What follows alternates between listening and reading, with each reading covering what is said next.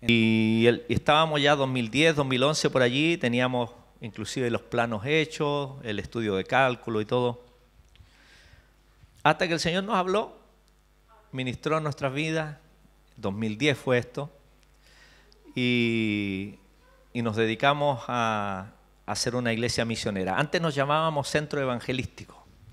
Desde ese entonces, Centro Misionero, porque las misiones abarcan todo el mundo. Así que desde esa fecha nos llamamos Centro Misionero, 2010. Y dijimos, bueno, es demasiado dinero para invertirlo en un edificio, que lo vamos a ocupar algunos días en la semana. Vamos a involucrarnos en misiones, vamos a cambiar el proyecto y vamos a edificar de material ligero. Lo que necesitamos es que nos cobije, ¿cierto? El frío, el invierno, etc. Así que hicimos eso y nos vamos a dedicar a ofrendar a misiones de manera generosa. Esto fue el 2010.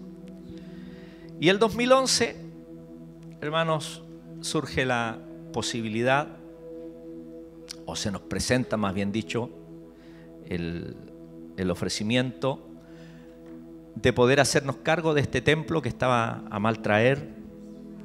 Estaba cerrado varios meses, no había gente, nada. Y tuvimos ese desafío o esa disyuntiva, ¿qué hacíamos? Teníamos la propiedad que habíamos comprado con mucho esfuerzo allá, 7 años y medio. Estuvimos pagándole al banco. Y valía 9,5 millones y terminamos pagando el préstamo. Pedimos 11 millones al Banco del Desarrollo en esa época, que prestaba dinero a las iglesias. Pagamos como 23 millones al final del crédito y todo eso, pero lo importante es que teníamos la propiedad. Sí, no había otra manera de poder adquirirlo. Y en esa oportunidad surge la posibilidad. Yo estaba como vicesuperintendente en esa época del distrito y bueno, se nos plantea el por qué no nos hacíamos nosotros cargo, ya que teníamos una iglesia acá en Calera. Y bueno, yo estaba ahí al principio con mis dudas. Lo que era mejor en ese entonces era llamar a una postulación de pastores abiertamente, para que nadie dijera como que yo me quise apropiar así de mala manera del lugar. Porque además yo era parte de la directiva del distrito. Así que lo mejor que hicimos fue llamar a postulación. Se emitió un comunicado, inclusive fuera del distrito, cualquier pastor que quisiera venir a hacerse cargo de este lugar. Como dije, no había nada de personas. Y nadie se postuló. Pasaron no sé cuántos, 2 meses, no sé. Y nadie respondió, así que ustedes son los que tienen que hacerse cargo. Y fue una decisión que inclusive con los hermanos que teníamos en ese entonces, que éramos poquitos, estaban a la disyuntiva, nos vamos, pero algunos decían, pero pastor, somos tan poquitos, ¿qué vamos a hacer allá en ese tremendo templo? Y qué sé yo, aparte que había desafortunadamente malos testimonios de lo que había ocurrido anteriormente acá, entonces no era muy atractivo venirse. Siendo que yo de joven trabajé en la construcción de este templo, porque yo pertenecía a esta iglesia de 17 años, 18 años más o menos. Están allí, digamos, mis manos que trabajaron en esto desde los fundamentos hasta poner el techo con los pastores que venían a trabajar. Así es que estaba esa disyuntiva. Y el Señor nos habló y mi esposa dice, el Señor, deberíamos tomar este lugar. Y ya, ok, lo tomamos y dijimos sí. Y el 2011 inauguramos en septiembre, me acuerdo, y como les dije, estaba bastante alejado del cuidado, de la mantención, había cortocircuito, no se podía usar las luces ni nada, todo esto que ustedes ven no estaba así. Así que hicimos una vigilia de trabajo, invertimos dinero y nos vinimos a una vigilia. No sé cuántos se acuerdan de los que estuvimos. Y toda la noche trabajando, 24 horas, pintamos las bancas. Bueno, ahora las bancas están todas así. Las hermanas pintando banca con los niños, los jóvenes sacando basura en el patio que quedó todo allí un basural y pintando. Y con Juan Carlito toda la noche ahí estuvimos. Bueno, él más que nada se parecía al Pato Purific azul. Con la pistola ahí quedó todo el pobrecito, el celeste así. Y hasta el otro día nos amanecimos ahí pintando todo esto que ustedes ven, arreglando el cortocircuito, inventario. ¿Por qué digo esto? Porque cuando nosotros ofrendamos para misiones, a veces no percibimos qué es lo que hay detrás, porque Dios bendice, hermanos. Nosotros el 2010 dijimos, no podemos nosotros invertir tanta cantidad de dinero, vamos a quedarnos aquí, vamos a construir aunque sea de madera esto, y a la vuelta de año teníamos este lugar para administrar. Teníamos este lugar, amén. Dios nos dio la posibilidad, pues recuerde que los bienes son de la organización, o sea, son de todos nosotros. Pero se nos fue asignado administrar este lugar y gracias al Señor porque han pasado ya bastantes años, estamos aquí y nos permitió el año 2016, entonces como la visión se expande, se extiende, el poder vender la propiedad de allá. Hacíamos culto en los dos lugares, escuela dominical allá y todo eso. Ya después decidimos venirnos para acá, entonces el 2016 pudimos vender ese lugar y comprar la parcela que tenemos en la iglesia, allá en La Peña, ¿ya? Y la compramos obviamente a nombre de la organización. Así es que esa es la historia. Cuando bendecimos, Dios nos bendice, sorprendentemente. Y cada vez que ofrendamos para misiones, vemos de qué manera el Señor, hermano, abre su mano. Fernandita, nuestra hija, viaja con todos los gastos pagados. ¿Quién hace eso? El Señor lo hace. El Señor, hermano, 2 meses atrás no imaginábamos el alcance de esto, pero es Dios. Por eso es que cuando usted, los jóvenes, los hermanos, animen a la ofrenda misionera, usted dice, no, pero es que esto es tan poquito. Bueno, de lo poquito el Señor, hermano, hace grandes cosas. Porque Fernanda en este caso viaja con los gastos pagados porque alguien ofrenda. Amén. Alguien ofrenda para eso. Entonces, cuando usted y yo ofrendamos aquí, las ofrendas llegan para bendecir a otro. El Señor es fiel. Amén. El Señor es fiel. Por eso que se habla de siembra. El que siembra abundantemente, abundantemente también segará. Dios es fiel. Aleluya. Y este mes de junio, el mes de la familia, lo hemos dedicado precisamente ¿para qué? Para reforzar lo que es la creación más maravillosa que Dios nos ha dado a nivel global, que es la familia. La familia en el diseño de Dios, por supuesto.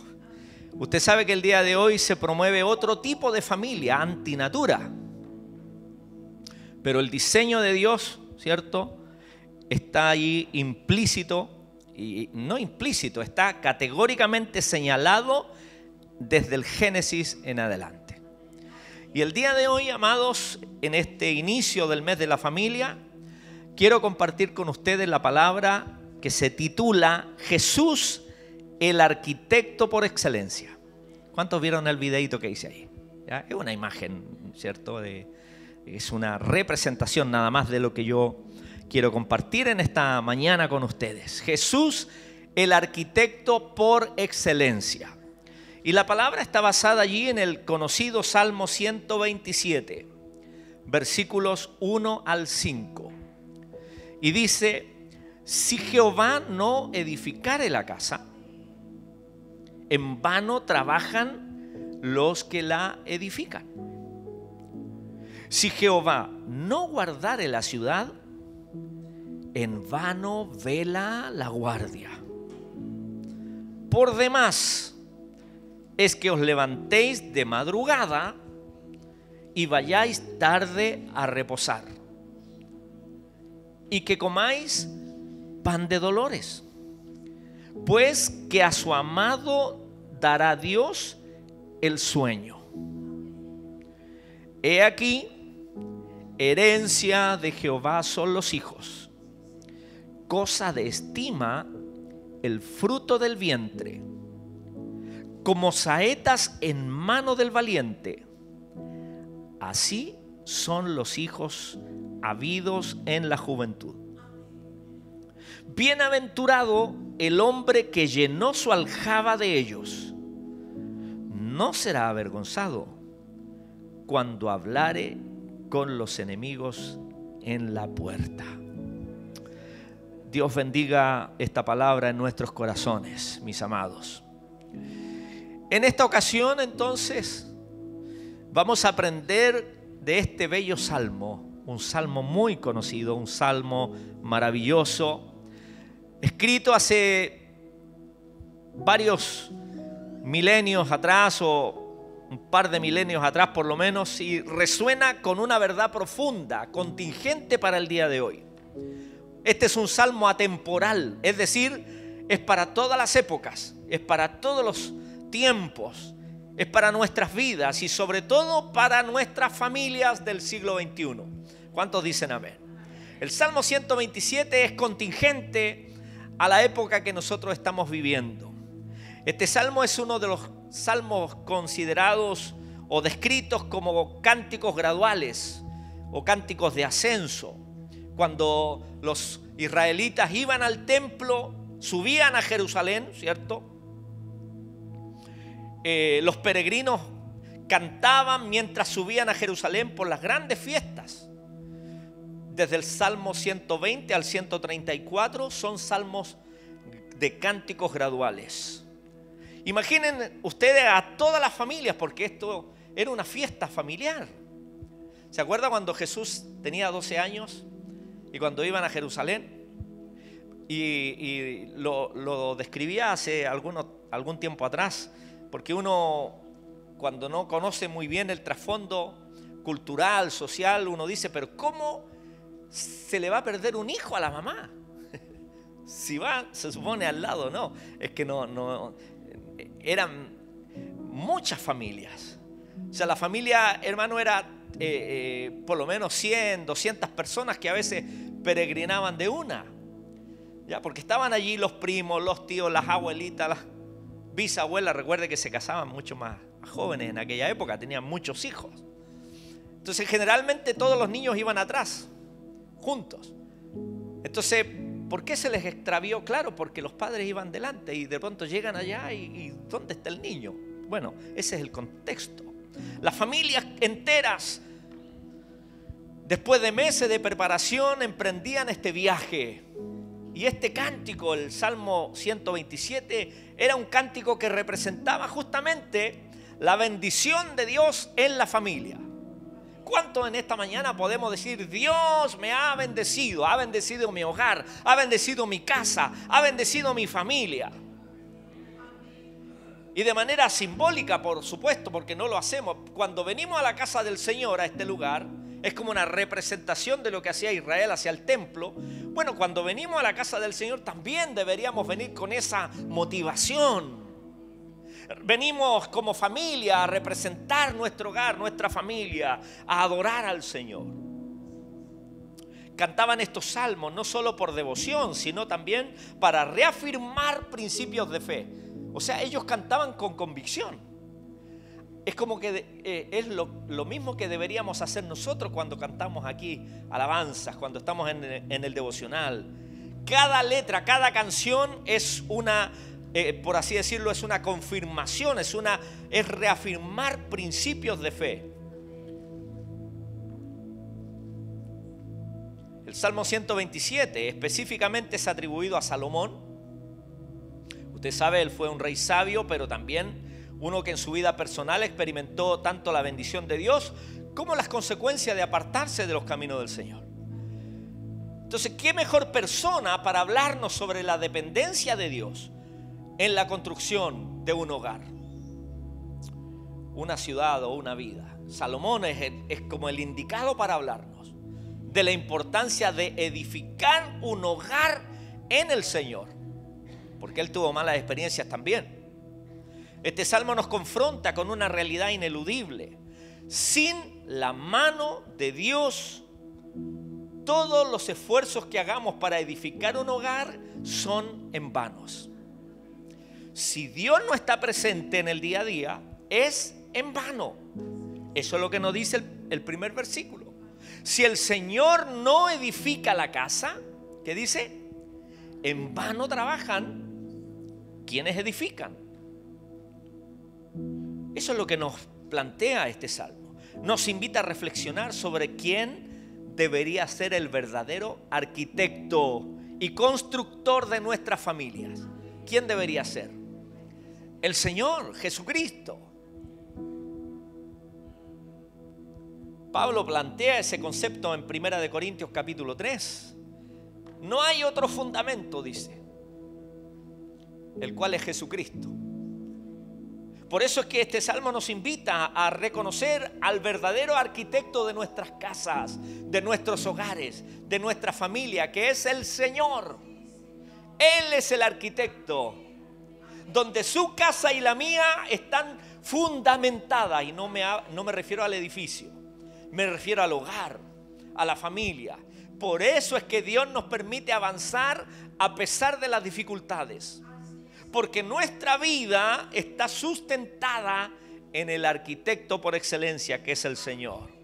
Jesús, el arquitecto por excelencia. Y este salmo por lo menos nos da 4 lecciones importantes para que nosotros podamos, hermanos, experimentar la bendición de Dios en nuestras familias. La primera de ellas nos habla de la soberanía de Dios en la edificación del hogar. Primera lección, la soberanía de Dios en la edificación del hogar. El verso 1 dice claramente: si el Señor no edifica la casa, en vano trabajan los que la edifican.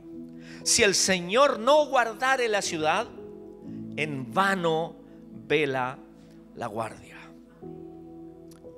El Señor debería tener toda potestad en nuestros hogares. Usted sabe lo que significa toda potestad, es decir, toda autoridad. ¿Quién es la autoridad en la casa? Es la gran polémica, por eso es que está el mundo polarizado. El machismo, el feminismo y todo. No, ¿quién debería gobernar la casa desde el punto de vista del Señor? El Señor. El Señor. ¿Quién gobierna en la casa?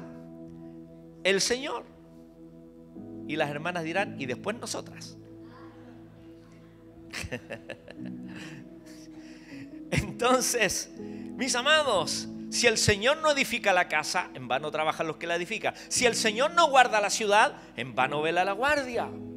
Esta es la piedra angular del Salmo. Es una declaración que nos golpea con contundencia.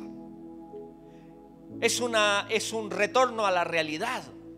Cuando muchas veces nosotros equivocadamente nos arrogamos, ¿sí? Nos arrogamos el privilegio de gobernar la casa. Nos atribuimos, nos arrogamos con arrogancia. No, el Señor es el arquitecto por excelencia. El salmista no dice que no debemos edificar, ojo. No dice que no debemos guardar. Al contrario, reconoce el trabajo y el esfuerzo humano, pero establece una prioridad. ¿Cuál es la prioridad? El éxito verdadero y duradero proviene de la bendición y dirección de Dios. ¿Cuántos pueden decir amén? El éxito de nuestras casas, de nuestros hogares, de nuestras familias proviene de la bendición de Dios, de la dirección de Dios en nuestras vidas. No es que Dios haga todo sin nuestra participación. Por supuesto que utiliza nuestra participación en tomar decisiones correctas, ¿cierto? En hacer lo correcto en el hogar, en la familia, en administrar correctamente el hogar. Pero todos nuestros esfuerzos deben estar subordinados a Dios, alineados con su voluntad. Porque Dios tiene una voluntad para cada hogar, para cada familia. ¿O no? Sí. No somos pajaritos, ¿cierto? Como las aves. Por eso que está el dicho allí: este vive como pajarito. Claro, no se preocupa de nada. No, nosotros somos gente racional, lúcidos, conscientes. que hemos sido formados, como decía Álvaro delante, ¿cierto?, para la gloria de Dios, para la alabanza de la gloria del Señor. Por lo tanto, todos nuestros esfuerzos deben estar subordinados, alineados a su voluntad. En la familia esto significa, hermano, que nuestros planes, nuestras metas, incluyendo las metas que tenemos para nuestros hijos, deben estar subordinadas a la voluntad del Señor. La manera en que manejamos nuestras finanzas, nuestras relaciones, deben ser puestos bajo la autoridad de Dios. La única manera de avanzar, mis hermanos, la única manera de avanzar correctamente es subordinar nuestra vida a la voluntad del Señor. Porque cuando gobernamos nosotros, hermanos, ahí empiezan los problemas, empezamos a chocar.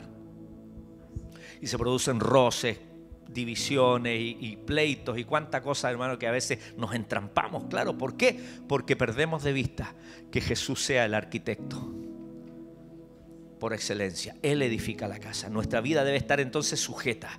¿Cuál es la primera lección que hemos aprendido? La soberanía de Dios en la edificación del hogar. Él es el que manda. Él es el que debería regir nuestra vida. No como, hermano, el mundo lo plantea, dictadura, no. Estamos hablando de la soberanía de Dios, porque Dios es Padre y Él sabe qué es lo mejor para nosotros. Por eso es que nos conviene estar sujetos a la voluntad del Señor. Es como estos arquitectos famosos que tienen la responsabilidad de construir rascacielos como los que están en las grandes urbes mundiales. Allí el arquitecto, hermano, a pesar de que hace todos los planos y él trabaja con un equipo. Hay ingenieros, los calculistas, los obreros, y trabajan arduamente para edificar un tremendo rascacielos. Sin embargo, si los cimientos no están bien puestos o si los cálculos estructurales son erróneos, por eso es tan importante los cálculos estructurales, o sea, qué especificación del concreto, las especificaciones del fierro, cuáles son las medidas, ¿cierto? Cuánto peso soporta. Todas aquellas cosas son tan necesarias porque somos un país sísmico en Chile y usted sabe lo que ocurrió el 2010, el 2015 fue el último, en Viña del Mar. 4 Oriente parece que son los del lado, un edificio que quedó todo chueco y edificio prácticamente nuevo. En Concepción, edificios derribados, hermanos, nuevos. ¿Por qué? Porque hubo una mala administración de los cálculos. Por eso es que si nosotros queremos que nuestra casa sea bien edificada, necesitamos al arquitecto por excelencia. Trabajemos en equipo, donde el Señor dé las órdenes y nosotros somos los ayudantes de Él. Amén. Si Dios no es el cimiento de nuestro hogar, si Él no es el arquitecto principal de nuestra vida familiar, todos nuestros esfuerzos pueden resultar en una estructura inestable y sin propósito eterno, que es lo principal. Nos va bien aquí, pero ¿qué pasa con la eternidad? Ese es el lío, ese es el tema. Debemos entonces pedirle al Señor, dediquemos tiempo a construir un hogar, una familia en el Señor. Oremos por nuestra familia, roguemos al Señor por nuestra familia, encomendemos cada día a nuestros hijos para que nunca se alejen de los caminos del Señor. El esposo con la esposa, etcétera. Que el Señor nos dirija en cada decisión, en cada conversación, en cada meta, en cada proyecto, en cada propósito. Reconozcamos que sin el Señor nuestros mejores planes son insuficientes. Así que asegurémonos, hermanos, de que los valores que estamos inculcando a nuestros hijos y los principios que rigen nuestro hogar sean los valores y principios bíblicos. Amén. Nos regimos por los principios bíblicos, no por lo que dice la sociedad. De pequeño a nuestros hijos debemos enseñarles que nosotros somos ciudadanos del reino de los cielos y que nos rige la constitución de las constituciones, que es la constitución del reino de Dios, que está basada en las escrituras allí. Por mucho que se aprueben tal o cuales leyes, mis amados hermanos, si estas no están alineadas a lo que Dios ha dispuesto, no podemos sujetarnos. Y allí viene el precio que tenemos que pagar. Segunda lección de este salmo: la importancia del descanso y la confianza en Dios. La importancia del descanso y la confianza en Dios. Versículo 2, ¿qué dice? Por demás es que se levanten de madrugada, está hablando del que sale a trabajar, y vayan tarde a reposar, y que coman pan de dolores, pues que a su amado dará Dios, ¿qué cosa? El descanso o el sueño. Este versículo no es una invitación a la pereza, al contrario, es una crítica a la afanosa preocupación que nos consume cuando intentamos lograr todo por nuestras propias fuerzas. No, es que si yo no trabajo, no vamos a comer. Es que si yo no trabajo, no vamos a alcanzar las metas, los planes. Bueno, los planes y las metas en realidad glorifican a Dios, porque debemos hacer todo, dice, para la gloria del Señor. Primera de Corintios, si mal no recuerdo, 16:31. Todo lo que hagáis, hacedlo para la gloria del Señor Jesucristo. Entonces este salmo nos desafía, mis amados, la importancia del descanso y la confianza en Dios. Esta es una crítica al afán, a la ansiedad que nos consume cuando intentamos lograr todo por nuestras propias fuerzas. Cuando estamos afanados en cosas irrelevantes con el reino de los cielos. No digo, hermano, que vamos siempre a pensar en la iglesia. No, me refiero que a veces nos afanamos y sufrimos por cosas, hermano, que tienen que ver con el reino terrícola, terrenal. Y a veces estamos más adoloridos y más afligidos por cosas que no tienen relevancia en lo eterno y nos roban el sueño. Y no tenemos afán por hacer la voluntad del Señor. Ahí decimos, no, si Dios sabe, soy débil, Dios sabe que me cuesta, pero al afán, a la ansiedad, sí le ponemos todo nuestro empeño y nos quita el sueño. El pan de dolores se refiere al alimento ganado con un esfuerzo excesivo y angustiante. Una vida de constante estrés y ansiedad. Jesús se lo dijo a los discípulos, recuerde, Mateo. ¿Se acuerda? Mateo capítulo 6. ¿Por qué os afanáis? No os afanéis por el día de mañana. Mirad las aves de los cielos. No siembran. Ya lo he dicho en otras oportunidades. Yo cuando le voy a dar comida a mis gallinas allí, hay algunas que se salen del gallinero, tengo que darles afuera, y hay otras que las alimento dentro. De repente desaparezco y miro de lejos, está lleno de pajaritos comiendo comidita también, aprovechando ahí la comida que yo se las doy a las gallinas. Están los pajaritos, no trabajan ni siembran ni nada, pero ahí están siendo alimentados por el Señor. Así es el Señor con nosotros. Mirad las aves, dice el Señor. Mirad los lirios. Amén. Hace muchos años atrás los varones de nuestra iglesia eran los lirios del campo. Hoy día no. Antes eran los lirios. ¿Por qué dirá usted? Porque no trabajan ni hilan.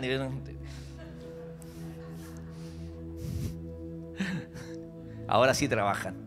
Quedó linda ahí la cocina. El pan de dolores habla de ese esfuerzo excesivo, angustiante, de una vida en constante estrés. El salmista nos recuerda que Dios da el sueño ¿a quién? Da el reposo ¿a quién? A su amado. ¿Cuál es su amado? El que está allí alineado con el Señor. El que depende 100% del Señor. El que reconoce en todo momento que Jesús es el arquitecto por excelencia. Nada sería, Señor, en mi vida. Nada sería bueno en mi hogar si no fueras tú. Eres tú, Señor. Eres tú, no soy yo, eres tú, Señor. Él da esfuerzo Él da el sueño, el reposo a su amado. Esto no es solo el descanso físico, sino la paz y la tranquilidad que provienen de confiar en que Dios está en control. No habla solo del reposo físico, sino del descanso de la paz. Gracias, Señor, porque tú suples nuestras necesidades. Y aun cuando no hay a veces lo que esperamos, lo que tenemos, aún no hay el dinero en sí, Dios siempre nos suple. ¿Cuántos pueden decir amén? Sí, sí. Para la familia actual, inmersa en una cultura de la hiperactividad y el rendimiento, esta lección es crucial, mis hermanos. Necesitamos aprender a delegar, a descansar en la providencia de Dios, a entender que nuestro valor no reside en lo que producimos, sino en quienes somos en Cristo. Su valor y el mío no está en lo que producimos. Ese pensamiento es que si yo no trabajo, además la Biblia dice el que no trabaja no coma, sí, pero está dentro de un contexto. Trabajamos, sí, por supuesto. Pero no vivimos para trabajar. ¿Por qué? Porque nuestra confianza y convicción es que Dios es el sustentador por excelencia. Imagínese usted que en esta época industrializada de principio del siglo XX, donde parte la revolución industrial, antiguamente, lo hemos hablado también muchas veces, antiguamente el padre salía, trabajaba. Ahora inclusive hay algunos memes donde ilustran, inclusive en los años 60, donde solo el padre trabajaba, y por lo menos la referencia es de Estados Unidos. En los años 60 solo el padre trabajaba y tenía muchos hijos, 4 o 5 hijos, y la mamá en la casa, y les alcanzaba, y todos sus hijos iban a la universidad. Usted dice, otra realidad, claro. Pero allí, principalmente en aquella época, era un país mucho más cristianizado que el día de hoy. Un padre y una madre que trabaja el día de hoy, hasta el agotamiento, haciendo múltiples trabajos. El sueño americano de los que van a Estados Unidos prácticamente trabajan todo el día. 20 horas, 15 horas, 16 horas. Porque luchan por el sueño americano. Nosotros no. Nos luchamos por el sueño americano. Nosotros sabemos que el Señor da el reposo y Él suple en aquellos que le aman, en aquellos que tienen claro que el Señor es el arquitecto, que el Señor es proveedor. Y como Él es el proveedor y el Señor y el soberano, yo también debo dedicarle tiempo a mi Señor. No todo es trabajar, no todo es dinero, no todo es una vida confortable en este mundo, mis hermanos. Imagínense, los padres el día de hoy salen ambos a trabajar, cansados, fatigados, por asegurar un futuro mejor para sus hijos. Cuando muchas veces, no siempre, pero muchas veces el resultado es todo lo contrario: estrés crónico, enfermedades cardiovasculares, resentimientos por parte de los hijos. ¿Por qué? Porque los hijos se criaron o en la calle, o en el jardín infantil, o con la abuelita, o con la tía. Y allí es donde vienen los abusos.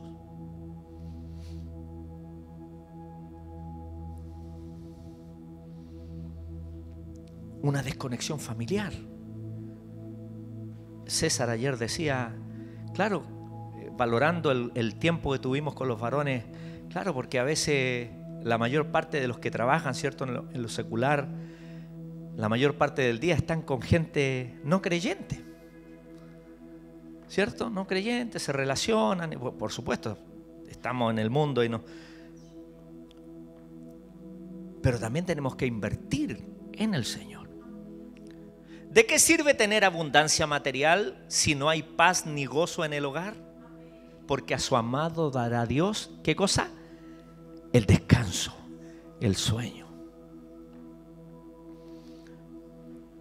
Dios nos invita a encontrar un equilibrio a descansar en su provisión, sabiendo que Él nos sustentará.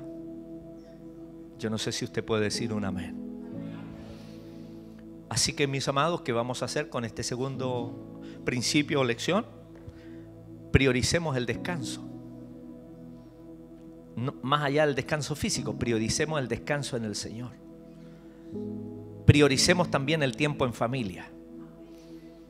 Los hijos crecen súper rápido. Los hijos crecen muy rápido. Y cuando ya crecen, y si no hemos hecho un buen trabajo de formación, de crianza, de transmitir valores, se los cría esa sociedad que está afuera, con una ética distorsionada, con una moral distorsionada, y resulta que usted ya no puede hacer nada. Prioricemos los tiempos de familia, establezcamos límites saludables de reposo, de descanso. Dediquemos tiempo de calidad a nuestros cónyuges. ¿Cuándo fue la última vez que usted le dio un abrazo, un beso espontáneo así a su cónyuge? A veces eso es lo que necesita el cónyuge, un abrazo. Los varones también necesitamos un abrazo a veces, ¿o no? ¿O soy yo el único? Cosas, hermano, tan sencillas que descomprimen el estrés. El descanso no es un lujo, es una necesidad. Por eso Dios estableció el séptimo día para descansar. No es que Dios se cansó, no, es un establecimiento para los hombres. Y descansó al séptimo día. Dice, claro, es un parámetro, un principio para los hombres. Para la cultura israelita era el sábado, religiosamente, culturalmente. Pero para la iglesia en el nuevo pacto es el domingo. ¿Por qué? Porque Jesús resucitó el día domingo y celebramos a Jesús. Reconozcamos que no podemos controlarlo todo, mis hermanos. Entreguemos nuestras preocupaciones financieras, educativas, de salud al Señor en oración. Aprendamos a depender de su sabiduría, aprendamos a depender de su provisión. Así como Dios cuida de las aves, también cuidará de nosotros. Pidámosle la ayuda al Espíritu Santo para liberarnos de toda carga, de tener que resolver todo nosotros mismos. Porque cuando no podemos resolverlo todo nosotros mismos, viene la desesperación, viene la angustia, esa crisis de angustia, porque perdemos el control. Número 3, mes de la familia, palabra que se relaciona con la familia. Tercera lección de este Salmo 127, los hijos como herencia y bendición de Dios. Versículo 3 al 5 dice, he aquí, herencia del Señor son los hijos. Note lo que dice Dios, cosa de estima el fruto del vientre. Como saetas en mano del valiente, así son los hijos habidos en la juventud. Bienaventurado el hombre que llenó su aljaba de ellos, donde se guardaban las flechas. No será avergonzado cuando hablare con los enemigos en la puerta. Este es un cambio, hermano, significativo que hace el salmista. Pasa de la edificación del hogar a la bendición de los hijos, porque son parte de la estructura, son los pilares fundamentales que Dios nos ha dado para la formación de un hogar, de una familia. Los hijos no son una carga. ¿Sabe que este siglo malo, este siglo perverso, desde cierta época hacia acá, los años 70, 80, comenzó a transmitir una mentalidad que los hijos son una carga. ¿De cuándo viene la ley de aborto en Estados Unidos? ¿Los 70, 60, 70 por ahí? ¿Y ahora se les ocurrió a este gobierno? Ley de aborto libre. Porque son un estorbo. Porque está el derecho de la mujer. Es que si no hay economía, entonces ¿cómo es posible? ¿Para qué traer niños a sufrir al mundo? Bueno, ¿quién es el dueño de la vida? Eso hay que pensarlo antes, ¿o no?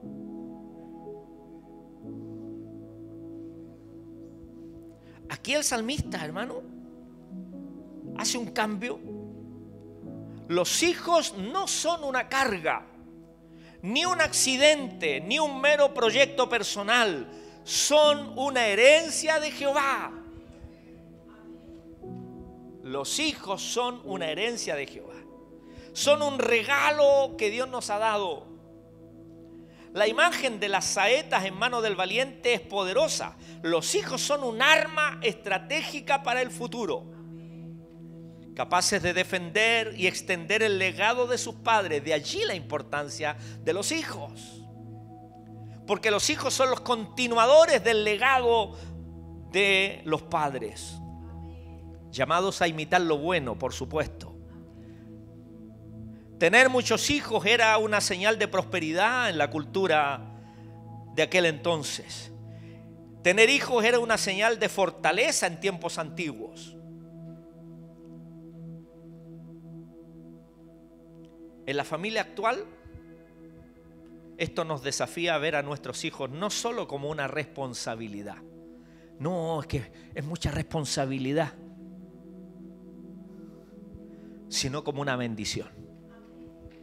Una bendición de Dios, como un potencial que Dios nos confía para ser moldeado y preparado para su propósito. Dios nos llama a invertir en ellos con intencionalidad, discipulándolos, formándolos en los caminos del Señor, para que sean saetas que alcancen el propósito de Dios en su generación. Es decir, cuando el salmista dice son como saetas en mano del valiente, usted y yo entonces somos los que le damos la dirección. ¿Hacia dónde vamos a impulsar a nuestros hijos? Esa saeta, ¿hacia dónde?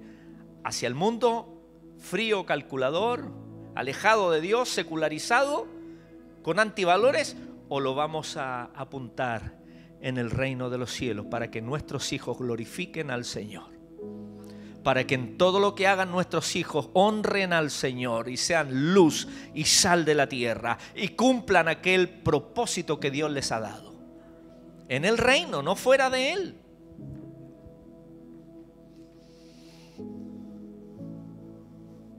Como un arquero, cada flecha en su aljaba representa una oportunidad para alcanzar su objetivo. En los Juegos Olímpicos existe, ¿cierto?, este tema del arco, y tienen algunas oportunidades. Cada flecha es una oportunidad de apuntar al blanco. Cada hijo que Dios nos ha dado es una oportunidad de impulsar sus vidas. Si el arquero descuida las flechas, por ejemplo, no las afila, no las mantiene rectas o simplemente no las usa, ¿de qué sirven? De la misma manera nuestros hijos son las flechas que Dios nos ha dado. Tenemos la responsabilidad de alimentarlos físicamente, por supuesto, de cuidarlos, claro que sí. Cuando están enfermos, sí, ahí vamos a estar. Porque eso está dentro de la obviedad. Pero otra cosa que tenemos que hacer es educarlos en la fe, que amen al Señor, que le sean fieles, que sean fuertes, que enfrenten la vida con gallardía, con la fuerza del Señor, que sean capaces de ser conquistadores, no hijos débiles o hijas, capacitarlos para que puedan ser efectivos en la batalla espiritual, en esta lucha cultural que estamos viviendo. Prepararlos es nuestra responsabilidad. Repito, padres que están aquí, prepararlos es nuestra responsabilidad. Así que debemos valorar a nuestros hijos, discipularlos. Ellos son el mayor tesoro que Dios nos ha dado. Debemos dedicarles tiempo para enseñarles la palabra, para orar por ellos y con ellos, para modelar una vida de fe en sus vidas, en sus corazones. El discipulado parte en el hogar, ¿o no? Sí. Y no es pasar 5 o 7 lecciones, no. El discipulado habla de una formación de toda la vida. Invirtamos en su potencial con propósito. Alentemos los talentos, los dones que nuestros hijos tienen. Guiémoslos para que los usen para la gloria de Dios. Ayudémosles a entender que su vida tiene un propósito divino y que son llamados a impactar su generación para Cristo. Esas son las conversaciones que usted debe tener con sus hijos pequeños.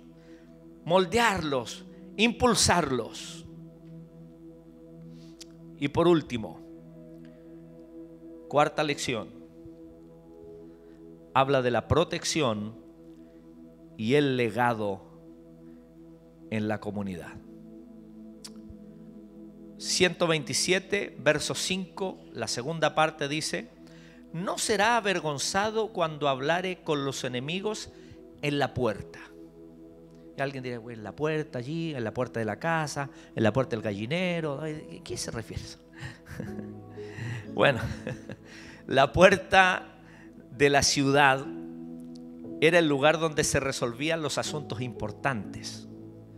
En las puertas de la ciudad era donde se hacían transacciones y negocios en la antigüedad. Recuerde que las ciudades eran amuralladas.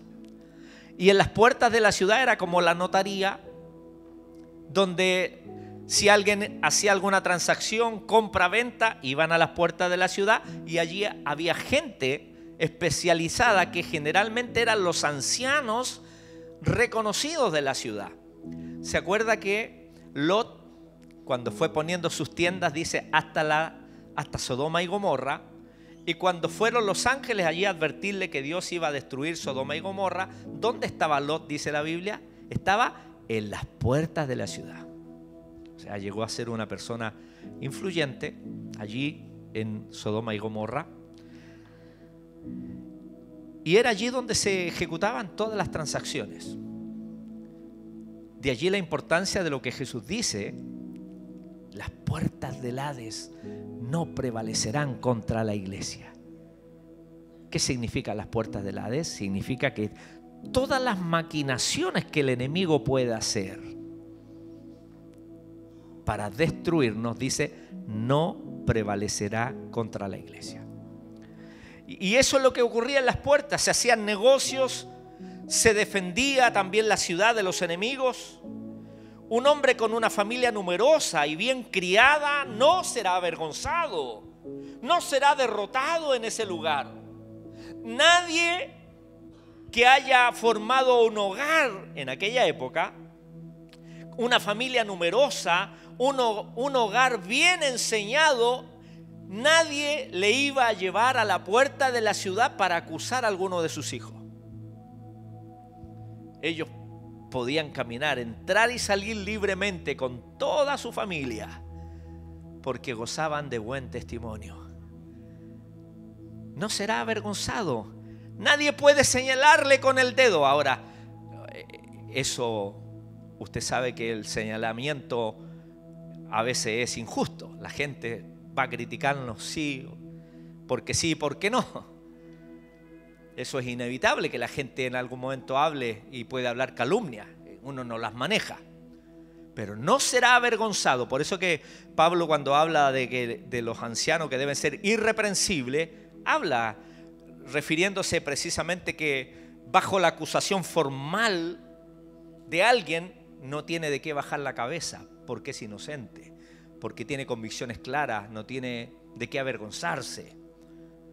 O sea, uno no puede evitar que a alguien le caiga mal o que sea discriminado. Eso ocurre hasta en las mejores familias. Las diferencias de un hijo con otro y que yo quería una niña y me salió este cabro pesado y lo agarramos a coscacho. O yo quería un niño y me salió esta niña. Entonces, discriminación. Pero cuando nosotros formamos bien el hogar y la familia, aunque la gente critique, aunque la gente calumnie, este que ha formado su hogar con el mejor arquitecto, que es el Señor, no será avergonzado. Dice, cuando hablare con los enemigos en la puerta.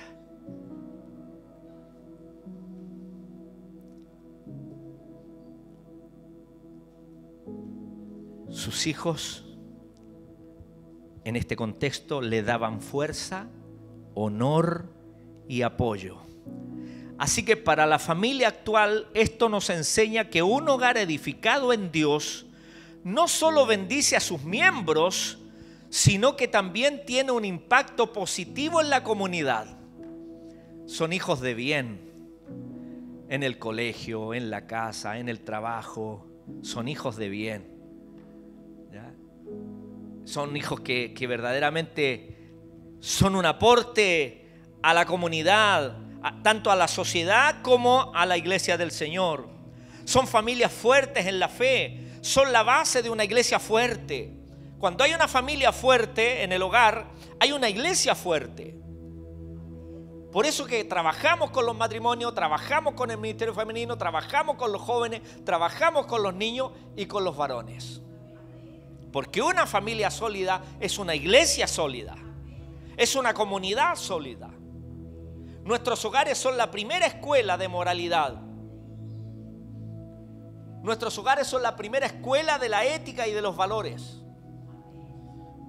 Cuando nuestros hijos crecen firmes en la fe, son ellos quienes llevarán la luz de Cristo a sus esferas de influencia. Nuestra vida de los adultos, cada día nos vamos apagando y es normal y es habitual, así es la vida. Nos vamos apagando, nos vamos debilitando. Y si el Señor no viene antes, un día vamos a desaparecer. Pero todo lo que nosotros le hemos legado a nuestros hijos, ellos continuarán con ese legado. Para que ellos sean un faro en medio de la oscuridad. Un faro de esperanza en una sociedad que a menudo carece de estos valores. No veamos nuestra familia como una isla. Busquemos maneras de servir como familia al Señor, de ser un aporte al reino de los cielos, de bendecir a nuestra iglesia, de bendecir a nuestra comunidad, siendo un ejemplo de amor, servicio y compasión. Preparemos a nuestros hijos para el mundo. Enseñemos a nuestros hijos a ser valientes, defensores de su fe. Ayer o antes de ayer puse un video de un futbolista allí que no tiene problema de manifestar su fe, un arquero famosísimo del Arsenal. Y hay muchos otros que manifiestan su fe abiertamente, como la actriz que puse también el día de ayer, que allí no sé si el Festival de Cannes me parece que era, y hace orar a todos los bandidos de allí. Los hace orar y ora por ellos para que se arrepientan, para que busquen a Dios, para que conozcan. Esa joven adulta, no creo que haya aprendido de la noche a la mañana eso. Seguramente lo aprendió en su hogar. Su hermano, que también es actor, Kirk Cameron, que el que hizo la película Prueba de Fuego, ese actor, y otras películas más que hizo, bueno, seguro que recibieron una herencia. Alguien les influyó. Preparemos a nuestros hijos para hacer luz. Que ellos sepan hablar con los enemigos en la puerta. ¿Te acuerdas lo que nos dice el contexto? Con sabiduría. Así que, familia amada, el Salmo 127 nos ofrece una perspectiva radicalmente diferente a la del mundo. Y en este mes de la familia es lo que queremos reforzar. Estamos en el mundo, pero no somos de este mundo. Este salmo nos ofrece una perspectiva diferente a la del mundo en la edificación de la familia. Nos desafía a dejar de lado la autosuficiencia y la ansiedad, a abrazar la dependencia total de Dios. Nos recuerda que la verdadera prosperidad no se mide en bienes materiales, sino en la bendición y el favor de nuestro Dios. Nos enseña también a valorar a nuestros hijos como una herencia divina, a prepararlos para que sean una fuerza para el bien en el mundo. Así que si queremos hogares estables, hijos con propósito y un legado que perdure, debemos preguntarnos: ¿quién está edificando mi casa? YouTube, Netflix, ¿quién está edificando mi casa? ¿Soy yo? ¿Con mis fuerzas limitadas y mis planes imperfectos? ¿O es el Señor el arquitecto por excelencia? Este salmo nos debe inspirar, mis amados, para no solo celebrar junio, el mes de la familia, sino para que este año hagamos y reforcemos lo debilitado que venimos haciendo. Que este salmo nos inspire a rendir nuestras familias a Dios, a confiar en su soberanía, a descansar en su provisión y a criar a nuestros hijos para su gloria, porque sólo así, por Él podremos decir: si el Señor no edificare mi casa, en vano trabajaré para edificarla. Que el Señor nos bendiga cada día. Amén. Oramos al Señor. Aleluya. Vamos a orar al Señor. Vamos a bendecir su nombre. Tenemos un gran desafío, mis amados. Aleluya. Vivir para Él. Honrar al Señor. Glorificar su nombre. Y si usted está allí con un familiar, acérquese, abrace allí, póngase en pie y le invito a que oremos al Señor para bendecirnos mutuamente. Y vamos a encomendar a nuestra casa, a nuestra familia, en las manos del Señor. Tenemos la ayuda del Señor. Recuerde que Jesús murió por nosotros para sostenernos, para ayudarnos. Y como primer domingo del mes celebramos la cena, la comunión. Por lo tanto, conmemoramos que dependemos del sacrificio de Cristo todavía y hasta que Él venga. Aleluya. Padre, oramos a ti dándote gracias en esta tarde ya, Señor, en que hemos sido bendecidos por tu palabra, hemos sido desafiados por tu palabra en esta mañana. Hay 4 lecciones importantes que hemos aprendido, Señor, el día de hoy. Primero, a reconocer tu soberanía sobre nuestros hogares. Tú eres el Señor de nuestra casa. Una vez más lo proclamamos. Tú eres el Señor de nuestros hogares, de nuestra familia, Señor. Toma y ocupa tu lugar como el jefe, como el arquitecto por excelencia. Porque en vano es esforzarnos bajo nuestras propias fuerzas, Señor. Segundo, hemos aprendido la importancia del descanso y la dependencia de ti, Señor. La bendición y la abundancia no va a venir en la medida que nos esforzamos y descuidamos lo relevante que es nuestra intimidad contigo. Porque a tu amado darás el reposo, el descanso. queremos ser de aquellos amados tuyos, Señor. Aquellos que te ponen en el primer lugar. De esos queremos ser, Señor. Tercero, reconocemos que nuestros hijos son para tu gloria, para la alabanza de la gloria de tu gracia, y son la mayor herencia que nos has dado en esta vida, Señor, al cual bendecimos. Gracias, Señor amado, por ellos. Gracias porque tú, Señor, sustentas sus vidas. Permítenos cada día, Señor, influir en ellos para que sean hombres y mujeres de bien, que te amen, que te sirvan, que sean sal y luz, un faro de esperanza en este mundo. Y finalmente, Señor, habla del legado de la protección. Que nuestros hijos, Señor, vivan en esta herencia, en este legado que nosotros los padres podamos darle. No hay mejor herencia que legarles el evangelio del reino de Dios. Permite que ellos caminen bajo tu voluntad y bajo tu soberanía. En el nombre de Jesús.